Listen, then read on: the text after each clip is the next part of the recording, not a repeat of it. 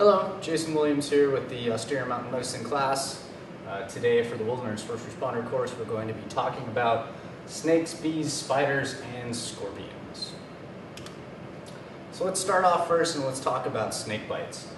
So snake bites, a lot of people think that they're very severe and that they can cause immediate death and things like that. And the interesting thing about snake bites is if we look at a study here, there's about, or this is actually not a study, but this is just kind of an average poll throughout the U.S. There's about 8,000 snake bites in 1 year in the United States, and there's only about 5 deaths from those.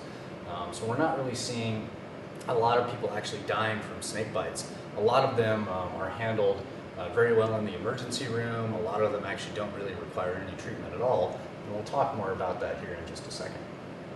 So this is a study, so this was a study specifically looking at snake bites in the United States in the year 2000. So you can see there were around 4,000 snake bites this year in the year 2000, and there were only 3 deaths associated with those snake bites. However, what you can see is that there were about 1,000 of those with moderate to severe effects. Now, moderate effect could be, there was some local tissue swelling, maybe there was some infection due to the actual snake bite itself. And then the severe effects would be things like they had to do a fasciotomy. So a fasciotomy is where typically it's done by an emergency physician or a trauma surgeon or somebody like that. But they'll essentially take a scalpel and they'll basically cut the skin to relieve some of the pressure from swelling in that area to try to overall save the limb in that case. And so that would be something that would be considered a severe effect. What's interesting is that it's way more common to see snake bites in the hands and in the legs, and you can probably guess why. The main reason why people actually get bit by a snake is because they're poking the snake with a stick, or they're doing something to arouse the snake and to make it want to bite the person. People who are walking on trails, hiking on trails, running, whatever the case may be, and who come upon snakes usually are not bitten by the snakes. It typically has to be a situation where they're making the snake angry. Now the interesting thing about that is that, let's say if you were hiking on a trail and you happen to be walking and you happen to step on a snake and it bites you, in that case it's actually less likely that you'll actually have any venom injected. And the reason for that is because, once again, you have to kind of be arousing these snakes so they get that venom up inside of their glands to be able to really inject a lethal or sublethal dose of venom. So if you have a situation, once again, where you're hiking and you just step on it, probably not likely that it's a wet bite. And so that's the situations where you get kind of that dry bite scenario where snakes bite you, but they don't actually inject any venom. Now that's not always true, and doesn't always happen that way, but it's more likely. So the other thing to think about is, a lot of people think that smaller snakes inject more venom. And actually, in reality, what happens is that these smaller snakes will not inject necessarily a higher concentration of venom, but essentially what they'll do is they'll inject more of the venom because they don't have the ability, because they're still young, they don't have the ability to control the amount of venom that they actually put into their fangs and into the person's body. So it is more likely to see some worse issues with snake bites from very young, tiny snakes. So signs and symptoms, they can be any of these things. So signs and symptoms could be relatively nothing. It could just be kind of fang marks and swelling on the skin. You could see bloody wound discharge, that's common as well. And kind of refer back to the wound care lecture that we're going to show you as well. And so basically, just provide normal wound care. Wash the wound with just some normal water is fine. Pressure irrigating is okay for these things as well. Although in this case, because it's a puncture wound, it won't necessarily help with infection rates. But irrigating the wound is totally fine. Stopping the bleeding, obviously, covering it with some type of dressing is absolutely okay. You could have severe localized pain, some burning, some numbness, and then we start to see kind of more of the systemic or the whole body effects from snake bites. And so that would be nausea and vomiting, increased thirst, some blurred vision, excessive sweating or diaphoresis, potentially a fever as well, and then kind of all the way to the really bad things. So fainting, dizziness, and weakness, and eventually having seizures or convulsions could be a possibility as well. So really there's a variance of signs and symptoms here that we see. So hopefully, and as I said before, the majority of snake bites will kind of be in this area, with only some localized issues, but there can potentially be systemic effects. And it also depends on what type of snake the person is bitten by as well, and we'll talk about that here in a second. So things that you should do, so treatment modalities that you should do. So you should immobilize and you should transport the patient to an emergency room. If a person is bit by a snake in a wilderness environment, this is not really the kind of thing where you want to wait for 24 hours or longer and see if there's any issues going on with the patient and then take them out. You really want to get them out of the wilderness environment, and that's primarily just to make sure that if there is an issue that arises that comes up, that the appropriate resources are called and are able to take care of this person. And in this case, the appropriate resources would be an emergency room. So things like pain meds. So we've talked a little bit about the scope of practice in the Wilderness First Responder Corps and the First Responder Scope of Practice in New Mexico. And things like Tylenol or ibuprofen, those are not in the scope of practice for first responders or really for any level of provider, EMS provider in New Mexico. But this is more the case where if you're bit by a snake, in the wilderness environment and it's you and your buddy, taking some Tylenol is okay for this. Now I would probably shy away from things like ibuprofen,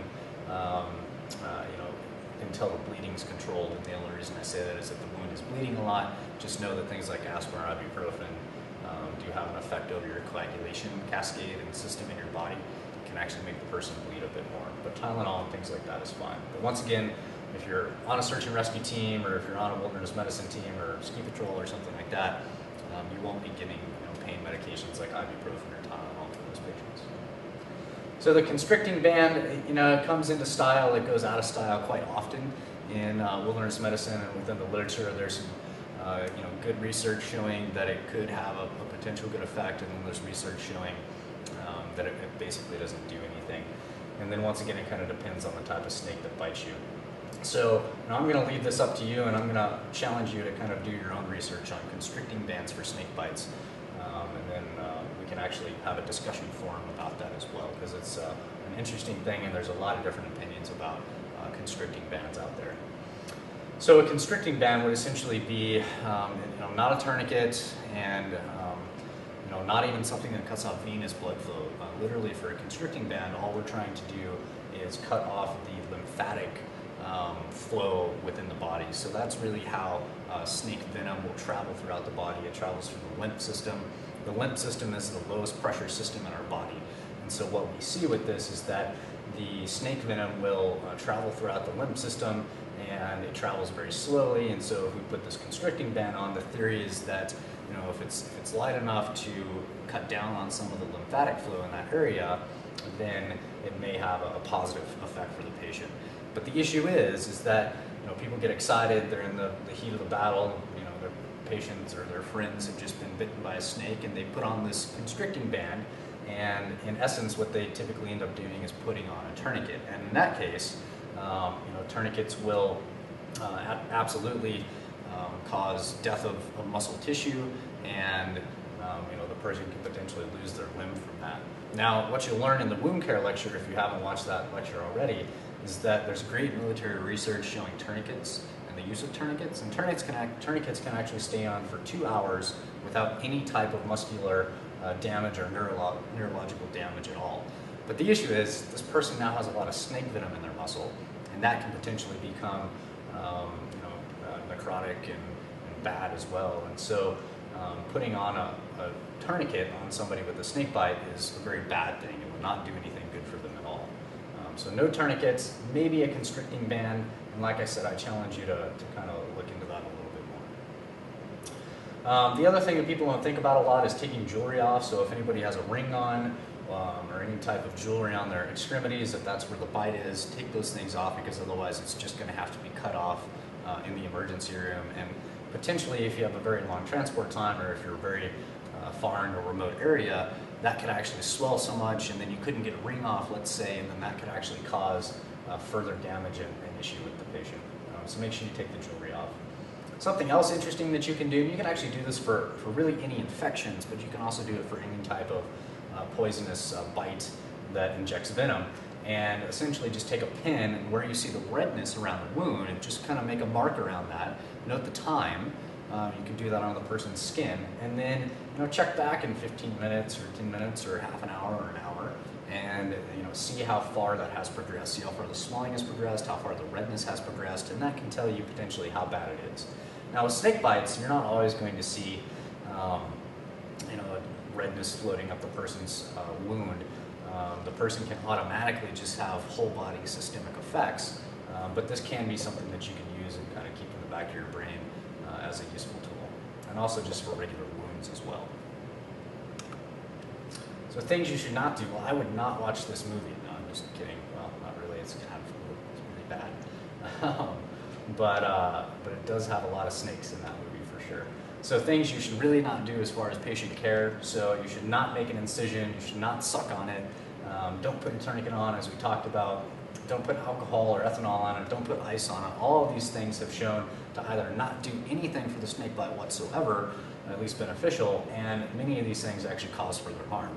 Incisions, makes you more prone to infection or bleeding. Sucking on it is just completely disgusting and doesn't do anything as well. We talked about the tourniquet. Ethanol won't do anything either. Ice, people thought, oh, maybe that would slow the flow of the venom, and actually that might be true.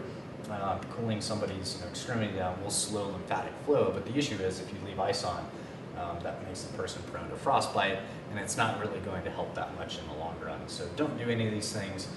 The treatment is very, very easy. It's simple. Essentially all you do is, once again, mobilize a person's arm if it's on their arm or their leg, and then go ahead and get them out of that environment. Now, when I usually teach this course to a live audience, many people ask, well, I'm 2 miles up in the wilderness and my buddy was just bit by a snake. Should we just sit there and have him rest and wait for an ambulance crew or a helicopter or whatever? And my answer to that is always, well, it depends on the situation, right? So do a good assessment. Does the person have systemic effects where they're nauseous and they're dizzy and they can't really walk? Well, in that case, yeah, get a helicopter, get a rescue team, and get them out. But if the person is bit in their hand, they have some localized swelling and pain, but otherwise they feel absolutely okay and they're able to walk, then yeah, get them moving and get them going out of that environment. Will the person's elevated heart rate from hiking have an effect over the flow of the venom in the body? Yeah, possibly. But in those situations, it's better to get the person out and towards definitive care, so if they need an anti-venom, which we'll talk about in a second, they have the ability to get that.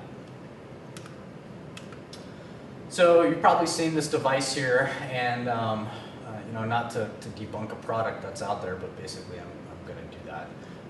The Sawyer extractor is still sold at places like REI or Walmart or wherever. At least I think it is. It happened to be there the other day when I was there.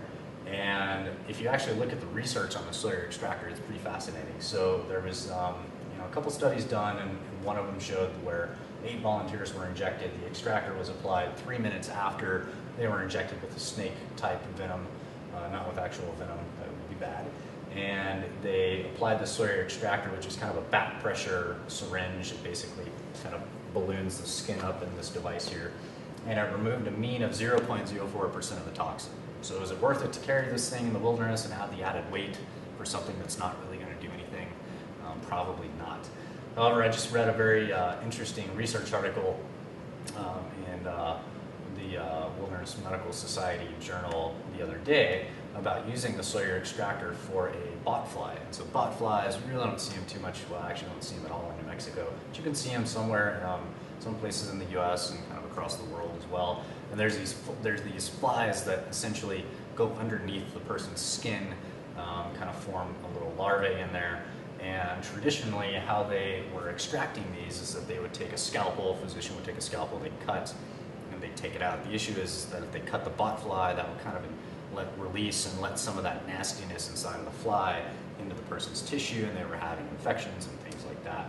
And so what they did in this research study is they took the Sawyer extractor, put it over the spot where they felt and they palpated and knew that the botfly was, and then they actually depressed the plunger on the Sawyer extractor, sucked the botfly in there, and didn't crush it, didn't break it at all. And so my guess is that that'll probably become kind of the new trick of the trade and standard of care for removal of botflies.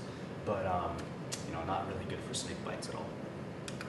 So anti-venom, I think it's cool and it's neat to talk a little bit about anti-venom. You know, at the first responder level, this is not something you'd be carrying in a pre-hospital environment, nor would paramedics really. This is really something that is typically just carried inside of an emergency room. Anti-venom is very, very expensive to begin with. It also has to be refrigerated. It's not something that you can give instantly. You have to mix it and then essentially roll the vial on a countertop or wherever for at least 15 or 20 minutes to kind of let the solution mix before you can give it. So there's a process with giving anti-venom. Anti-venom usually not an immediate thing to give unless if the person is having full-on systemic signs and symptoms as we talked about. If they just have a little bit of localized tissue swelling and things like that, they'll be monitored in the emergency department and then evaluated every so often to see how fast that progresses. And if it progresses rapidly, then they will give the person anti-venom. The issue specifically with anti-venom, and the reason why it's not given all the time for every single snake bite, well, one is cost that we talked about, but the other is that it actually carries a chance of allergic reactions. So specifically the anti-venom that we'll talk about here is CroFab, so this is good for all western diamondbacks, for cottonmouths, Mojave snakes, essentially for any rattlesnake or rattlesnake type snake. And we'll talk about other snakes like the elapids and the snakes that carry neurotoxin here in a bit. So this is really just good for snakes that have a hemotoxin, a blood toxin. So it's a sheep-derived protein in serum, which means that essentially they take sheep, they inject them with snake venom, and then the sheep inside of them, they make the antigen and the antibody, and then they're able to basically make that and put it into this vial and give it to patients. So kind of a cool process. Now what's neat here is that CroFab has clinical improvement of 97% at 1 hour after giving it. So if the person has a massive swelling in their arm, you can actually see clinical improvement in 1 hour after giving CroFab in 97% of the cases. 84% at 12 hours, so as time goes on it kind of decreases from there, but that's pretty common with antivenoms in general. So it does carry a 15% chance of allergic reactions, so urticaria, which is hives, or you could have severe allergic reactions, and that would be involving the airway, or more systemic signs and symptoms like having a drop in blood pressure and things like that. So there is risk with giving CroFab, but it's way better. CroFab is way better than older antivenoms like the Wayleaf antivenom was the one that was before CroFab about 10, 15 years ago. And that I think had probably a 20 to 30 or maybe higher percentage of allergic reactions and anaphylactic reactions associated with it. And so CroFab is a much safer alternative.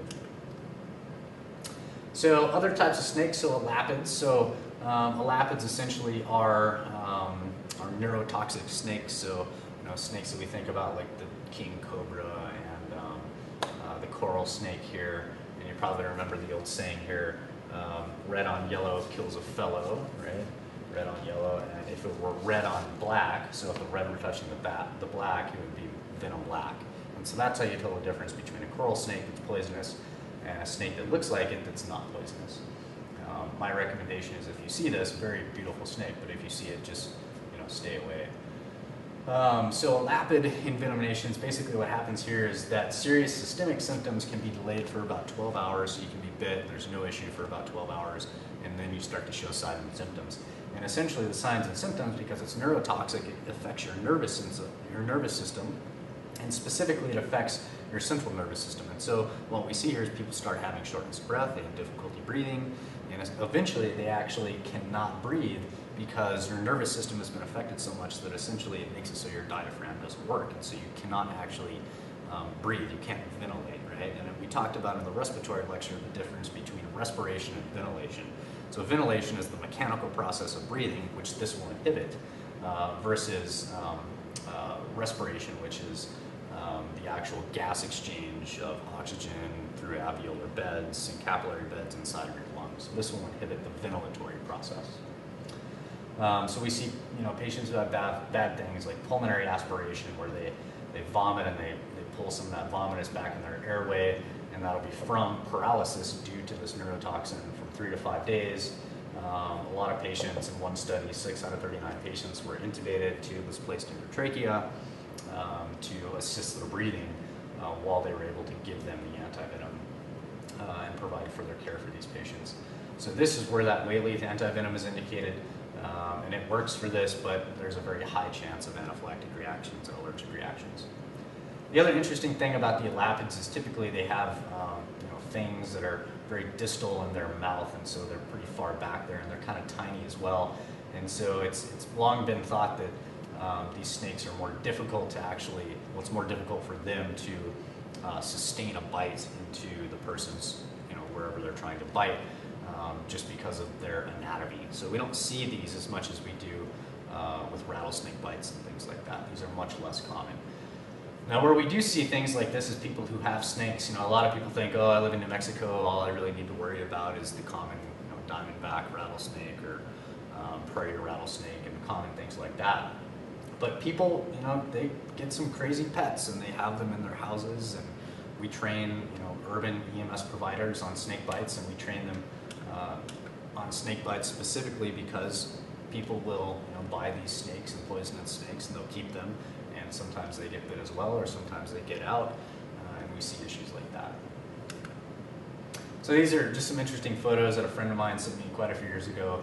These are taken outside of Santa Fe, kind of outside, close to the community college there, kind of out on the mesa. You can probably see there's kind of a little pit-looking thing here, and this is in the springtime, so this is when all the snakes are kind of coming out, and very interesting to see snakes living in a pit-type environment like this, but this is common in New Mexico, and so I bring this up because even if you're just having a casual stroll through the mesa in New Mexico, you need to watch out for situations like this. And my father, who has done search and rescue work all of his life, tells me a story every now and then about a guy who was operating a backhoe, and the backhoe was driving, and all of a sudden it dips down into this pit type thing, and kind of flung all these snakes everywhere on the backhoe, and freaked this guy out inside of it. So just keep in mind there are some hazards out there that we should think about. And another zoomed in photo here, pretty crazy. So, common rattlesnakes we see here in New Mexico, western diamondback, so has a diamond-shaped head, vertically set pupils. My advice is don't get that close to actually see the pupils, but that's kind of the typical presentation of the rattlesnake, and obviously the big rattle will give it away as well. This is actually a Mojave rattlesnake. This is common in southern Arizona, also common in the Gila as well.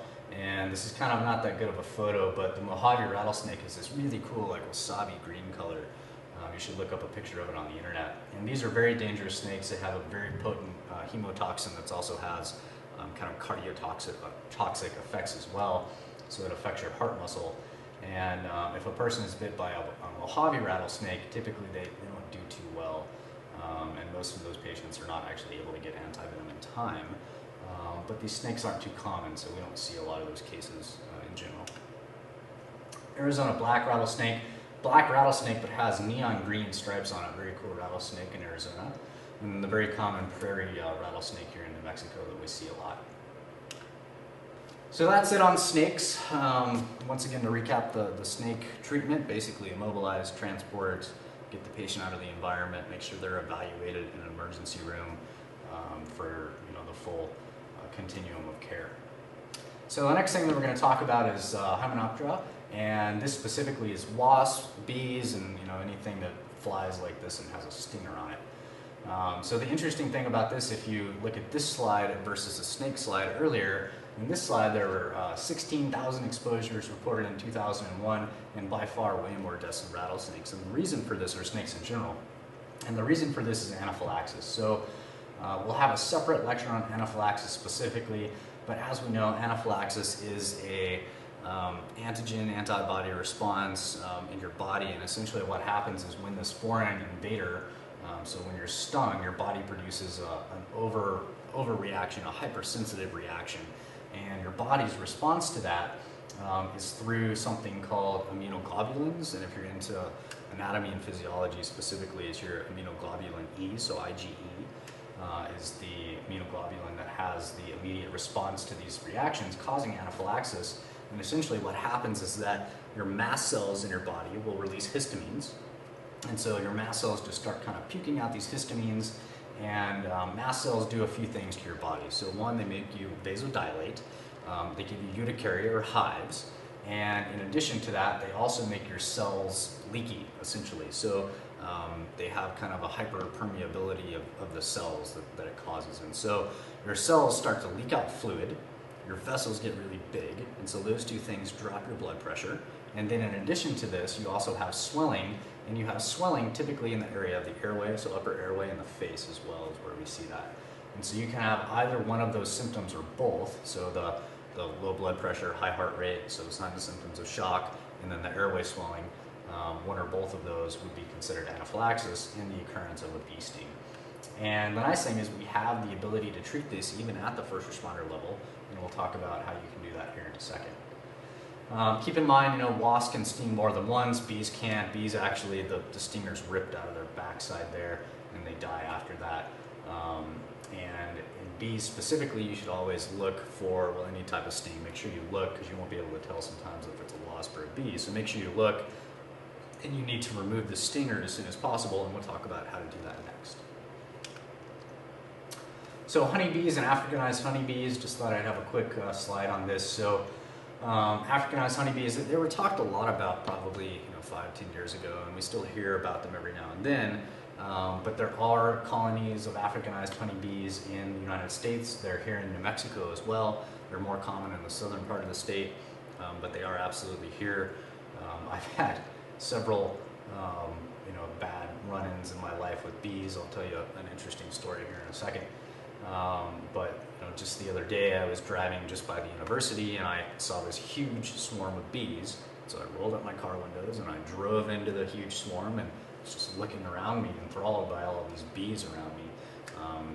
I was safe in the car, but they are here, and you just have to keep this in mind. The best way to combat if you're being stung by a bunch of bees is to get in some water, so jump in a swimming pool, or something like that. The way that the fire department typically handles this, or the way an EMS service would handle this, is they call the fire department. The fire department would get their full bunker gear, protect them, and then in addition to that, they'll also take their hose, put it on kind of a wide fog, and that'll kind of make all of the bees go away as well. But mass numbers can kill a person. Even if you don't have an anaphylactic reaction to bee stings, 500 stings can kill a kid, 1,000 to 2,000 stings can kill an adult. And you can easily get those many stings from large colonies and swarms.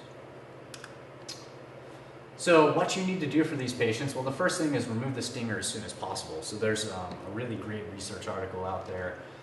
We can make that available to you all if you want to see it. But basically it shows that there's not necessarily a correlation between how you remove the stinger and if there's more venom injected by removal of the stinger, but there is a correlation between more venom getting into the body and the longer the stinger is actually left into the person's body, because stingers essentially, they carry that protein and they can dump more protein into the person's body the longer that it's left in. And so the classic way that we hear about people removing a stinger is to take something like a credit card and go with the grain of the stinger and just scrape it out. That's fine, that actually does work quite well, but if the only thing you had was not a credit card and you had a Leatherman or a pair of tweezers, you can take the tweezers and the Leatherman and pull it out. And that research article specifically showed that there was no correlation between basically grabbing the end of the stinger and pulling it out and injecting more venom. The long thought process was, there's a venom sac on the end, and that will inject more of the protein into the body, and they found that actually not to be true. But they did find that the longer the stinger was left in, the worse the outcome was. So get the stinger out as soon as you can. So keep in mind, anaphylaxis is our worry when somebody is stung by a bee. Anaphylaxis won't happen to everybody stung by a bee, but it is somewhat common. You may have to do rescue breathing if they go unconscious, and just know that the only way to really combat this is to combat anaphylaxis is to give them the medication epinephrine. So we'll come back to histamine blockers in a second. So epinephrine, specifically epinephrine, is a cell stabilizer. So what that means essentially is that it makes it so your cells quit leaking fluid, so it kind of stops that capillary leakage problem. And it also reduces swelling in the and edema in the upper airway, or something specifically called angioedema. And so that's why we give the person epinephrine. Epinephrine is adrenaline, it's a medication. Wilderness first responders can administer epinephrine via a auto-injector, so an epinephrine auto-injector. And a lot of patients will actually be prescribed this by a primary care physician and will carry epinephrine auto-injectors if they know they have a hypersensitive reaction to bees or seafood or peanuts or whatever the case may be if they've had issues before. It's pretty easy to use. We'll have a demonstration on auto injectors, and we'll bring them out on the laboratory days as well, so you can play with them. Now, this is something that if you were to carry an epinephrine auto injector, and if you're not carrying it for your own personal use, you'd have to actually have a medical director in New Mexico who would give you authorization to do that. You'd have to be with a search and rescue team or some type of EMS service to be able to administer an epinephrine auto injection in those situations. So that's kind of the legalities behind it. So we talked about the mast cells. The mast cells release histamines in your body. Well, as we know, Benadryl or diphenhydramine is an antihistamine. It's a histamine blocker. And so specifically, this is a good thing for these patients to have, although it's not in your scope of practice. Now, in New Mexico, diphenhydramine or Benadryl is in the scope of practice for EMT intermediates and paramedics, and they give it specifically as an injection. So either an intramuscular injection or they give it as an intravenous injection. Now, if it's you and your buddy in the backcountry and they're stung by a bee, or you have urticaria, which is hives, or some type of allergic or anaphylactic reaction going on, then yeah, I'm going to take some Benadryl, or I'm going to tell my buddy to give some Benadryl. But this is not something, once again, that you can do if you're responding to a rescue incident with medical direction and protocols and things like that in place.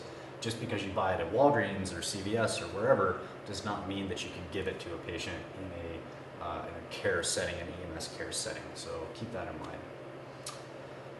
So histamine blockers are great. Epinephrine, epi, more epi. Can't hit that enough for these patients with anaphylaxis. And also keep in mind, they may need another dose. So sometimes one dose, one auto injector of epinephrine doesn't do it.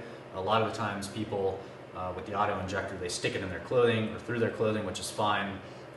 But they do kind of a stabbing motion, they come back out with it, and the medication is not actually administered. So you have to stab into the person's leg, typically, and hold it there for 5-10 seconds, and then you can kind of go from there. All right, so my bee stories. So we were on a mountain rescue call. We had a guy who was stuck on a cliff with his dog, so the mountain rescue team goes out. We get to the site, and some other team members lower the guy off the cliff, and they kind of create this harness for his dog and lower the dog off the cliff as well.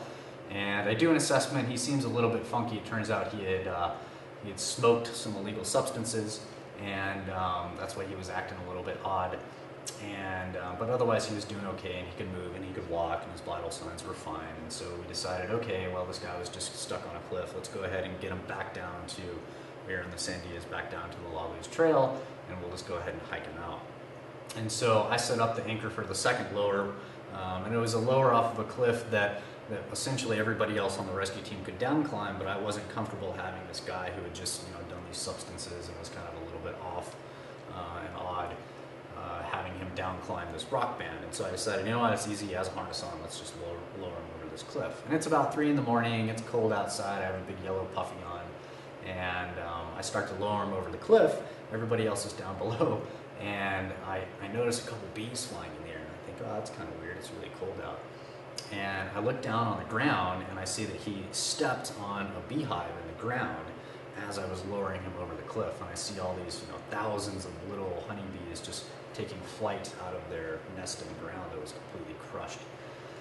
And so I just throw up my hood, I cinch it down, and I tell the guy and the mountain rescue providers below, I'm like, I'm going to lower this guy a little bit faster. And they thought that my anchor was failing or that something like that was going on. They couldn't really tell what was happening. So I lower him down really fast, I take off the anchor, and I start to hike down. And I noticed I got stung a couple times when I was there. I've never had any issues with bees before, and so I continued to hike down. We get to the ground, and the guy's absolutely freaking out that there's these bees in his pants and that he's being stung by these bees.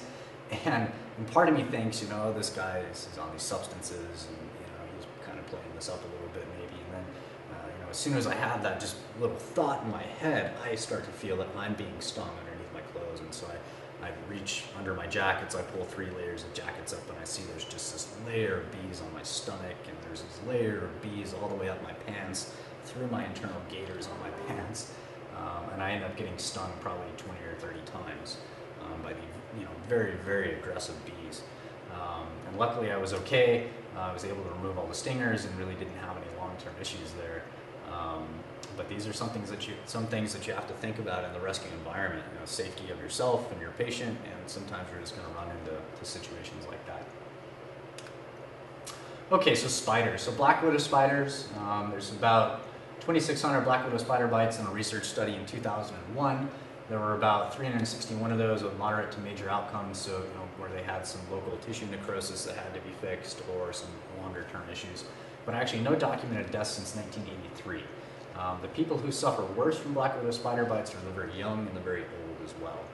So what does it do? Well, technically it does this thing called hypertoxic monopathic syndrome, and essentially it affects the calcium in your body, so it kind of opens your calcium channels, and specifically calcium kind of regulates a lot of muscle contraction and tone in your body.